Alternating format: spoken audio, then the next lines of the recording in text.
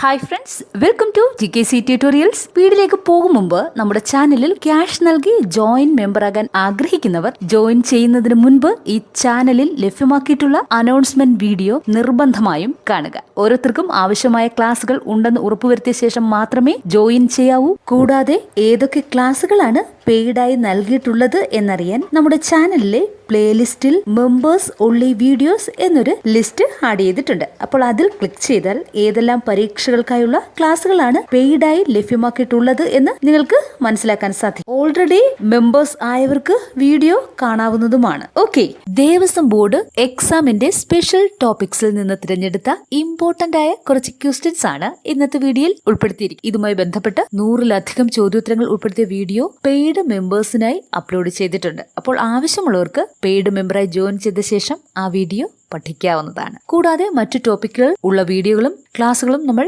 അതിൽ ഉൾപ്പെടുത്തിയിട്ടുണ്ട്. അപ്പോൾ ഈ ചാനലിൽ നിങ്ങൾക്ക് പെയ്ഡ് മെമ്പറായി ജോയിൻ ചെയ്യാൻ 500 രൂപയിൽ താഴെ ഫീ മാത്രമേ ഈടാക്കുന്നുള്ളൂ. അപ്പോൾ ആവശ്യമുള്ളവർക്ക് പെയ്ഡ് മെമ്പറായി ജോയിൻ ചെയ്ത ശേഷം ഈ വീഡിയോകൾ എടുത്ത് പഠിക്കാവുന്നതാണ്. അപ്പോൾ ഫസ്റ്റ് ക്വസ്റ്റ്യൻ നോക്കാം. ഏറ്റവും കൂടുതൽ ഭക്തന്മാർ പങ്കെടുക്കുന്ന ശിവരാത്രി ആഘോഷം എവിടെയാണ് നടക്കുന്നത്? ഏറ്റവും കൂടുതൽ ഭക്തന്മാർ പങ്കെടുക്കുന്ന ശിവരാത്രി ആഘോഷം എവിടെയാണ് നടക്കുന്നത്?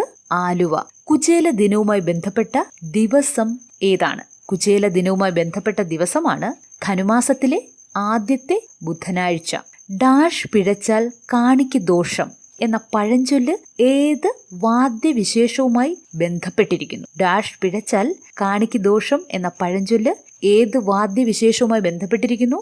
പാണി. വേട്ടയ്ക്കൊരു മകൻ കോവിലുകളിലെ വഴിപാട് എന്താണ്? വേട്ടയ്ക്കൊരു മകൻ കോവിലുകളിലെ പ്രധാനപ്പെട്ട വഴിപാടാണ് നാളികേരമുടയ്ക്കൽ. വിഷ്ണു ക്ഷേത്രത്തിൽ ചെയ്യേണ്ട പ്രദക്ഷിണത്തിന്റെ എണ്ണം എത്രയാണ്? വിഷ്ണു ക്ഷേത്രത്തിൽ ചെയ്യേണ്ട പ്രദക്ഷിണത്തിന്റെ എണ്ണം 4 ദക്ഷയാഗവുമായി ബന്ധപ്പെട്ടതും സ്വയംഭൂവുമായ ശിവക്ഷേത്രം ഏതാണ്? ദക്ഷയാഗവുമായി ബന്ധപ്പെട്ടതും സ്വയംഭൂവുമായ ശിവക്ഷേത്രമാണ് കൊട്ടിയൂർ ശിവക്ഷേത്രം. ക്ഷേത്ര ശബ്ദത്തിന് ഭഗവത്ഗീതയിൽ നൽകിയ അർത്ഥം എന്താണ്? ക്ഷേത്ര ശബ്ദത്തിന് ഭഗവത്ഗീതയിൽ നൽകിയ അർത്ഥം ശരീരം എന്നാണ്. ക്ഷേത്ര വിജ്ഞാന കോശം രചിച്ചത് ആരാണ്? ക്ഷേത്ര വിജ്ഞാന കോശം രചിച്ചത് PG രാജേന്ദ്രൻ. ഉത്സവത്തോടനുബന്ധിച്ച് 7.5 പൊന്നാനയെ എഴുന്നള്ളിക്കുന്ന ക്ഷേത്രം ഏതാണ്? ഉത്സവത്തോടനുബന്ധിച്ച് 7.5 പൊന്നാനയെ എഴുന്നള്ളിക്കുന്ന ക്ഷേത്രമാണ് ഏറ്റുമാനൂർ മഹാദേവ ക്ഷേത്രം. സോപാന സംഗീതം മുഖ്യമായി ഏത് ഗ്രന്ഥത്തെ അവലംബിച്ചാണ് അവതരിപ്പിക്കുന്നത്? സോപാന സംഗീതം മുഖ്യമായി ഏത് ഗ്രന്ഥത്തെ അവലംബിച്ചാണ് അവതരിപ്പിക്കുന്നത്? ഗീതാ ഗോവിന്ദം. സോപാന സംഗീതത്തിൽ ഉപയോഗിക്കുന്ന ദേവവാദ്യം ഏതാണ്? സോപാന സംഗീതത്തിൽ ഉപയോഗിക്കുന്ന ദേവവാദ്യം ഏതാണെന്ന് ചോദിച്ചാൽ എന്താണ് ഉത്തരം? ഇടയ്ക്ക.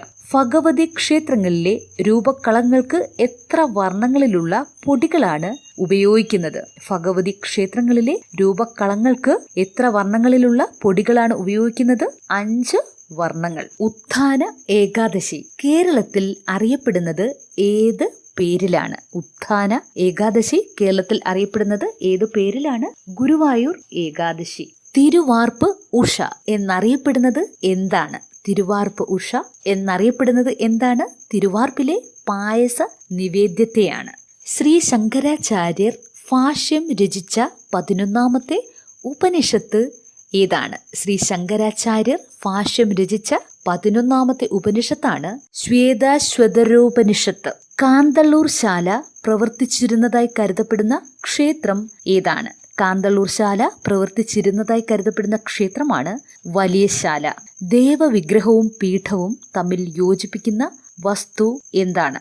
ദേവവിഗ്രഹവും പീഠവും തമ്മിൽ യോജിപ്പിക്കുന്ന വസ്തുവാണ് അഷ്ടബന്ധം. കലശപൂജയിങ്കൽ നടത്തേണ്ടതായ വാദ്യം ഏതാണ്? കലശപൂജയിങ്കൽ നടത്തേണ്ടതായ വാദ്യമാണ് പഞ്ചവാദ്യം. പടത്തിപ്പഴം ഇഷ്ടനിവേദ്യമായ ദേവൻ ആരാണ്? പടത്തിപ്പഴം ഇഷ്ടനിവേദ്യമായ ദേവൻ ആരാണ്? ശ്രീ വല്ലഭൻ. കുങ്കുമം പ്രസാദമായി നൽകുന്നത് ഏത് ക്ഷേത്രങ്ങളിലാണ്? കുങ്കുമം പ്രസാദമായി നൽകുന്നത് ഏത് ക്ഷേത്രങ്ങളിലാണ്? ദുർഗാ ക്ഷേത്രങ്ങളിൽ. ഇടയ്ക്ക എന്ന വാദ്യം ക്ഷേത്രങ്ങളിൽ ഉപയോഗിക്കുന്നത് എപ്പോഴാണ്? അപ്പോൾ ഈ ക്വസ്റ്റ്യൻസ് പല രീതിയിൽ ചോദിക്കാവുന്നതാണ്. ഇടയ്ക്ക എന്ന വാദ്യം ക്ഷേത്രങ്ങളിൽ ഉപയോഗിക്കുന്നത് എപ്പോഴാണ്? സോപാന ഗാനാലാപന വേളയിലാണ്. പ്രസിദ്ധമായ തിരുനെല്ലി മഹാവിഷ്ണു ക്ഷേത്രം ഏത് ദേവസ്വം ബോർഡിന് കീഴിലാണ്? പ്രസിദ്ധമായ തിരുനെല്ലി മഹാവിഷ്ണു ക്ഷേത്രം ഏത് ദേവസ്വം ബോർഡിന് കീഴിലാണ് ഉള്ളത്? മലബാർ ദേവസ്വം ബോർഡ്. കുത്തിയോട്ടം എന്ന അനുഷ്ഠാനത്തിന് പ്രാധാന്യമുള്ള ആലപ്പുഴ ജില്ലയിലെ ക്ഷേത്രം ഏതാണ്? കുത്തിയോട്ടം എന്ന അനുഷ്ഠാനത്തിന് പ്രാധാന്യമുള്ള ആലപ്പുഴ ജില്ലയിലെ ക്ഷേത്രമാണ് ചെട്ടികുളങ്ങര. തന്നെ അറിഞ്ഞിരിക്കേണ്ടതാണ്. കുത്തിയോട്ടം എന്ന അനുഷ്ഠാനത്തിന് പ്രാധാന്യമുള്ള തിരുവനന്തപുരം ജില്ലയിലെ ക്ഷേത്രമാണെങ്കിൽ ഉത്തരം ആറ്റുകാൽ ഭഗവതി ക്ഷേത്രമാണ്. വേദാംഗങ്ങളുടെ സംഖ്യ എത്രയാണ്? വേദാംഗങ്ങളുടെ സംഖ്യ ഏതാണ്? 6. ഐതരേയോപനിഷത്ത് ഏതു വേദവുമായി ബന്ധപ്പെട്ടിരിക്കുന്നു? ഐതരേയോപനിഷത്ത് ഏത് വേദവുമായി ബന്ധപ്പെട്ടിരിക്കുന്നു? ഋഗ്വേദം. ഓർഡിനൻസ് ആയിരുന്ന ദേവസ്വം റിക്രൂട്ട്മെന്റ് ബോർഡ് ആക്ട് നിയമമാക്കിയ വർഷം ഏതാണ്? ഓർഡിനൻസ് ആയിരുന്ന ദേവസ്വം റിക്രൂട്ട്മെന്റ് ബോർഡ് ആക്ട് നിയമമാക്കിയ വർഷം ഏതാണ്?